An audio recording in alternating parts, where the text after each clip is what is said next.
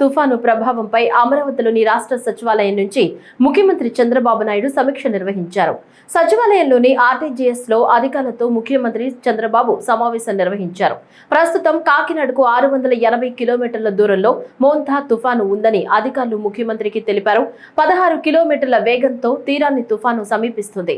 ఈ రోజు రేపు కృష్ణా జిల్లాలో భారీ నుంచి అతి భారీ వర్షాలు కురిసే సూచనలు ఉన్నట్లు అధికారులు పేర్కొన్నారు. గుంటూరు, బాపట్ల, ఎన్టీఆర్, పల్నాడు, పశ్చిమ గోదావరి జిల్లాలకు భారీ వర్షాలు ఉన్నాయని చెప్పారు. రేపు రాత్రికి తుఫాను తీరాన్ని తాకే అవకాశం ఉందని వాతావరణ శాఖ అధికారులు చెప్పారు. ప్రతి గంటకు తుఫాను కదలికలను గమనిస్తూ అప్రమత్తంగా ఉండాలని ముఖ్యమంత్రి చంద్రబాబు ఈ సందర్భంగా పేర్కొన్నారు. మోంతా తుఫాను ప్రభావంపై ముఖ్యమంత్రితో ప్రధాని నరేంద్ర మోడీ ఫోన్లో మాట్లాడారు. ప్రధాని కార్యాలయంతో సమన్వయం చేసుకోవాలని మంత్రి లోకేష్ కు ముఖ్యమంత్రి సూచించారు.